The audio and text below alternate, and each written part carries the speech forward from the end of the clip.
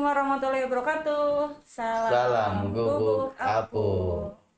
Oke, halo teman-teman semua, pecinta YouTube channel Warga Gubuk Apung. Kali ini saya akan mewawancarai dua narasumber hebat, dan topik kali ini kita akan membahas tentang KTSP dan kurikulum merdeka. Oke, sebelumnya izinkan saya untuk memperkenalkan kedua narasumber hebat ini. Kita dari ladies first dulu ya Pak ya. Siap. Di sebelah kiri saya, mohon diperkenalkan. Ya, perkenalkan saya Dian Margareta Tiffany, biasa dipanggil Dia. Di sini saya mengajar mata pelajaran seni budaya. Oke, seni budaya. Oke, terima kasih Ibu. Kemudian di sebelah kanan saya. Ya. Assalamualaikum warahmatullahi wabarakatuh. Perkenalkan, nama saya Nanang Garniwa. Saat ini saya mengajar mata pelajaran PJOK. Terima kasih Bapak. Oke, hari ini kita akan membahas topik menarik ya. Tadi saya sudah singgung di awal. Boleh minta pendapatnya mungkin dari Bu Diah, apa sih esensi dari KTSP menurut Bu Diah sendiri? Ya Bu, terima kasih atas waktunya. Di sini juga ingin sedikit menekankan mungkin ya, ini berdasarkan pemahaman pribadi. Jadi mungkin ada beberapa nanti penonton di rumah yang memiliki argumen lain atau bukan seperti itu. Nah, silakan, boleh, ini sifatnya terbuka, sifatnya sharing, maka sangat diperbolehkan untuk meninggalkan komentar nanti. Nah, di sini untuk KTSP itu menurut saya salah satu tiang atau mungkin acuan gitu, acuan dalam pembelajaran. Dulu ada namanya KTSP, itu kurikulum tingkat satuan pendidikan, di mana kurikulum itu dibebankan atau diberikan sepenuhnya kepada sekolah, sehingga sekolah diberikan kebebasan untuk memilih apa saja yang akan dilakukan atau diberikan kepada siswa-siswinya. Nah, di sini juga sebetulnya kalau boleh saya berpendapat, KTSP itu juga cikal bakal lahirnya dari kurikulum merdeka, hanya belum mendalam. Jadi belum seperti Kurmer. Kalau Kurmer mungkin nanti dengan Pananang lebih mendalam dan lebih dikupas secara spesifik, tetapi untuk KTSP itu dimulainya itu ada dulu dikenal dengan mapel muatan lokal. Di situ ada bahasa daerah, ya kalau untuk Jawa Barat itu ada bahasa Sunda, kemudian di Jawa ada bahasa Jawa dan lain-lainnya, sehingga identitas kedaerahannya itu tidak ditinggalkan begitu. Jadi setiap sekolah diberikan kebebasan untuk menentukan itu. Nah, kemudian juga dulu di KTSP itu juga masih dikenal dengan ujian nasional, UN, UNAS. Jadi ketika di kelas tingkat akhir itu diadakan ujian akhir nasional, penyelenggaraannya juga secara serentak, kemudian persenannya juga penilaiannya itu lebih berbobot di UN atau di UNAS, walaupun ketika proses juga tidak meninggalkan nilai proses seperti itu. Nah, mungkin itu menurut saya, karena saya juga belum pernah memberikan pembelajaran KTSP Bu Fitri, karena saya baru 2019. Nah, ketika tahun itu sudah tidak ada lagi KTSP begitu. Jadi tetapi ketika dulu saya menjadi murid atau siswa, saya pernah belajar berdasarkan KTSP itu. Jadi merasakan Bu bagaimana KTSP itu diterapkan di sekolah. Sama kayak saya juga, hanya tahu KTSP-nya karena belajarnya waktu itu pakai KTSP ya. Terima kasih Bu Dia atas pendapatnya. Sekarang kita dengerin nih bagaimana pendapat dari Pananang mengenai apa sih kurikulum merdeka itu esensinya, Pak? Ya, terima kasih Bu Fitri dan Bu Dia. Sebelum nanti masuk ke kurikulum merdeka itu seperti apa, sekali lagi saya menguatkan lagi apa yang disampaikan oleh Bu Dia, bahwa keberadaan kami di sini adalah kita sama-sama belajar ya, kita berdiskusi. Adapun nanti kalau misalkan memang tidak sesuai dengan apa yang seharusnya disampaikan rekan-rekan atau para pemirsa, mungkin bisa silakan untuk meluruskan atau menyempurnakan, karena sebetulnya kan ketika berbicara kurikulum itu sebetulnya kita sudah ada pakarnya ya. Betul. Nah, kita ini sebagai guru kan sebagai pelaksana di lapangan, dan juga mendapatkan pemahaman-pemahaman dari materi-materi. Namun ketika ada yang memang tidak sesuai atau tidak keliru, mohon dimaafkan gitu ya. Baik, terkait dengan kurikulum Merdeka Bu Fitri, eh, kita apa namanya itu mundur ke belakang ya. Kita mereview itu di tahun 2022, di mana kurikulum Merdeka itu pada saat penerapan itu di tahun 2022 dan sifatnya masih opsional. Jadi sekolah itu boleh menerapkan kurikulum Merdeka atau masih tetap berpatokan kepada kurikulum 2013 gitu ya. Dulu itu di tahun 2022 ya.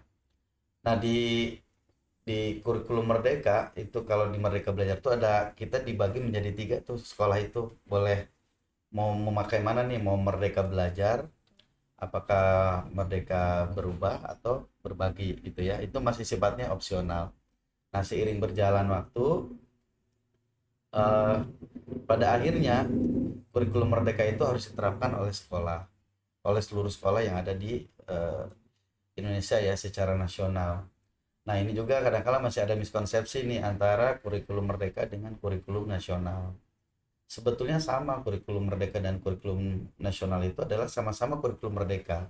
Hanya bedanya ketika disebut kurikulum nasional karena memang harus secara nasional semua sekolah itu menerapkan kurikulum Merdeka. Gitu. Kalau dulu tuh kurikulum Merdeka itu mungkin yang masih yang berapa tahun ke belakang itu yang menerapkan kurikulum Merdeka secara apa ya, kalau kita sebutkan secara full begitu ya, itu ada sekolah-sekolah penggerak gitu ya, sekolah-sekolah penggerak. Tapi sekolah-sekolah yang bukan penggerak itu masih diberikan opsional tadi ya. Nah, ketika berbicara kurmer dengan KTSP, kalau yang saya pahami itu sebetulnya hampir sama ya, tapi memang ada esensi di kurikulum Merdeka itu berpatokan kepada esensi belajar ya, ke intrakurikuler. Kenapa ke intrakurikuler?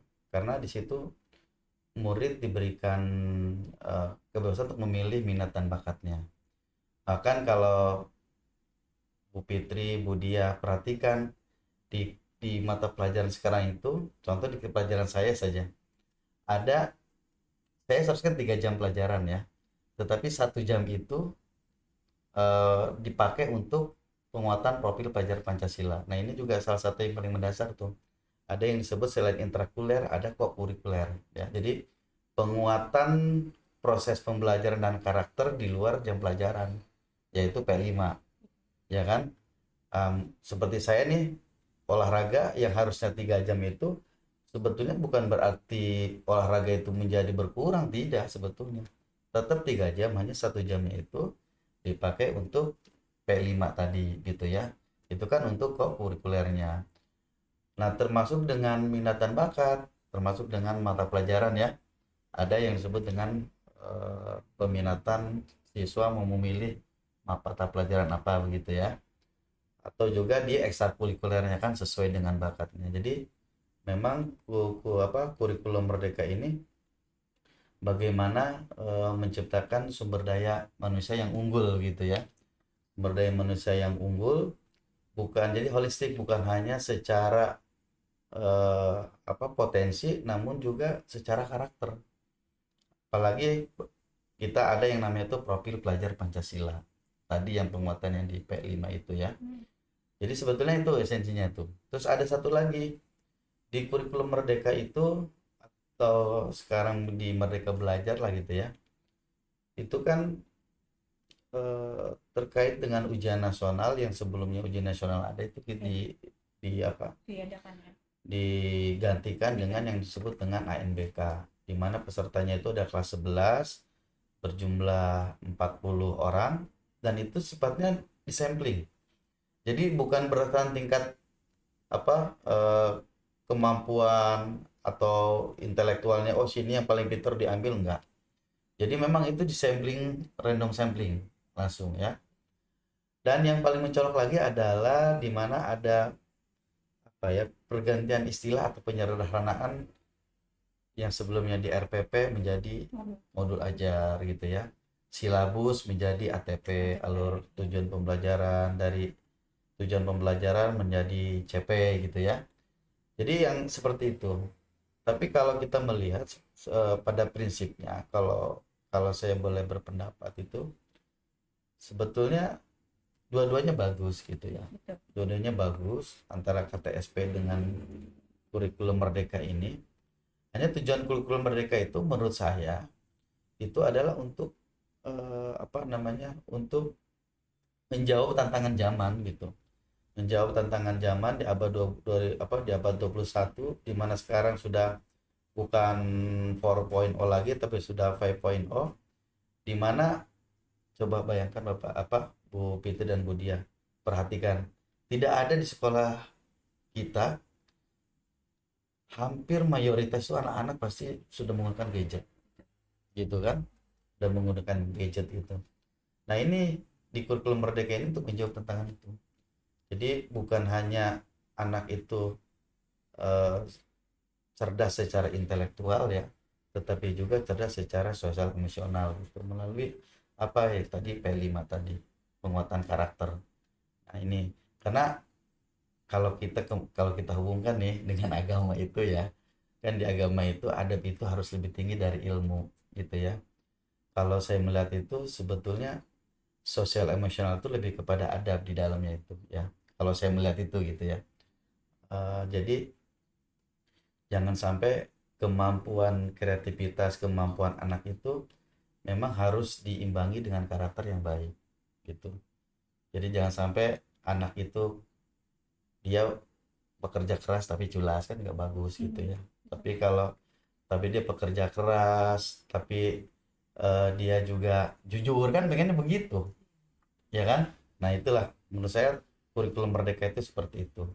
Jadi menyiapkan SDM potensi-potensi anak-anak didik kita itu tadi penguatan apa di apa profil pelajar Pancasila yang 6 itu ya. Nah ada 6 dimensi, apa bertakwa kepada Tuhan yang Maha Esa dan berakhlak mulia, bernalar kritis, mandiri gitu ya, gotong royong, apalagi berkebinekaan global ya, dan lain-lainnya.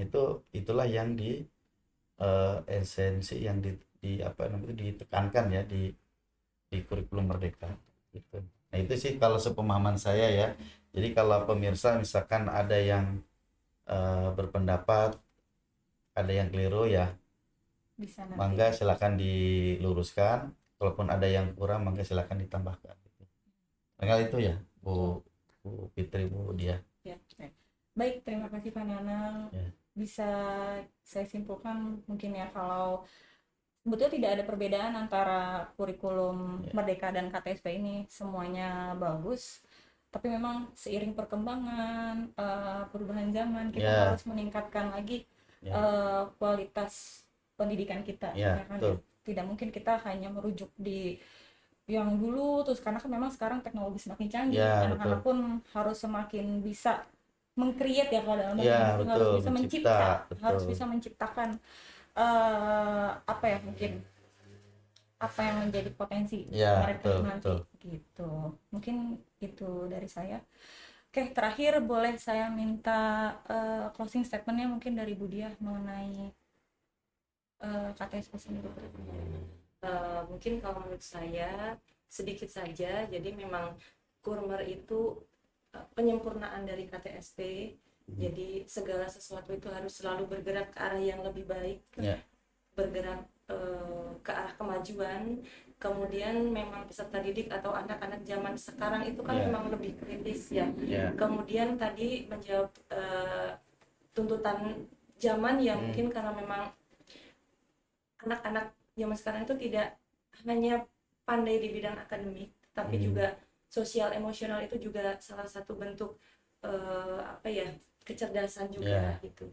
Kemudian mungkin karena nanti itu ya Pak, mungkin ada sedikit saya ingat itu ada salah satu, saya pernah mendengar bahwa nantinya itu semuanya itu kan mungkin di segala sektor itu akan digantikan dengan robot gitu. Jadi kalau misal anak-anak sekarang kan sudah terlihat sudah mulai ya Pak sekarang. Kayak di apa namanya itu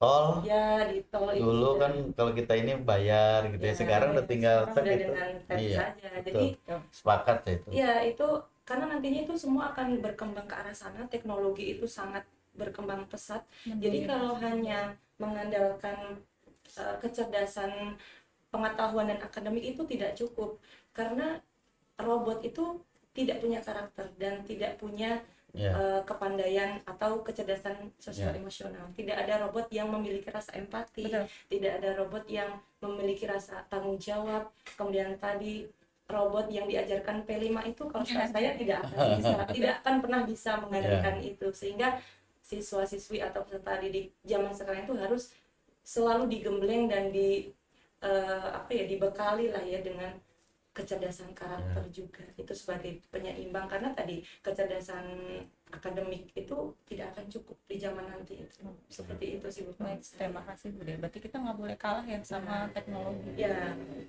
Oke, terakhir Pak Nana ya. mungkin closing Kalau statement. sebelum closing statement, izin menambahkan sedikit ya Bu Fitri Budia, biar ini mumpung saya ingat. Jadi kalau kita berbicara kurikulum merdeka, kalau sepemahaman saya itu dari dari kata dasar merdeka. Merdeka itu kan tidak terbelenggu gitu ya, tidak apa namanya itu dibatasi begitu. Nah, di kurikulum merdeka ini tadi kenapa ada yang namanya itu boleh memilih sesuai dengan minat dan bakatnya gitu ya, dan gurunya pun juga dibebaskan kan untuk apa ya namanya itu membuat sendiri begitu ya, karena tentunya karena kemampuan anak itu di kelas itu unik gitu dan berbeda-beda. Nah, oleh sebab itu kurikulum merdeka ini adalah kurikulum yang fleksibel gitu ya, kurikulum yang fleksibel yang tidak kaku. Oleh sebab itu namanya kurikulum merdeka gitu ya, sehingga kebutuhan-kebutuhan anak didik itu terakomodasi gitu ya, atau eh, terpenuhi gitu ya. Nah, closing statement dari saya di kegiatan kita hari ini bahwa tadi sudah disampaikan bahwa anak-anak kita itu sekarang sudah berada di zamannya teknologi gitu ya. Di zamannya teknologi semua berkembang secara pesat gitu. Tetapi jangan dilupakan bahwa jati diri bangsa itu juga sangat penting gitu ya. Oleh sebab itu di kurikulum merdeka itu sebaiknya juga para pendidik ya, para guru itu ketika belajar itu juga menerapkan kearifan-kearifan budaya lokal di daerahnya masing-masing. Kalau saya mengutip dari Ki Hajar Dewantara, boleh kita mengambil barang dari luar, tapi perlu juga diseleksi gitu, apakah ini cocok atau tidak gitu ya. Nah, itu juga penting juga gitu kepada kita sebagai para pendidik, sebagai guru itu, bukan hanya ketika mengajar tuh bukan hanya sebatas mengajar mata pelajaran kita saja ya, tapi juga bisa menerapkan juga, mengimplementasikan kearifan-kearifan budaya lokal yang tentunya yang masih relevan ya dengan kondisi saat ini. Barangkali itu saja dari saya. Oke, terima kasih Pak Nanang. Mungkin sekian dari kami bertiga. Semoga diskusi kali ini bisa bermanfaat untuk para penonton yang sudah menonton dan sudah kita singgung ya tadi, Ya. kalau misalnya ada yang kurang, Ya, itu teman-teman bisa share di kolom komentar dan memberikan masukan-masukannya. dan masukan-masukannya yang konstruktif. Betul. Ya. Oke, kita tutup sama-sama Siap. ya. Oke, sekian dari kami. Wassalamualaikum warahmatullahi wabarakatuh. Salam gubuk apung. Tak heboh, waglububub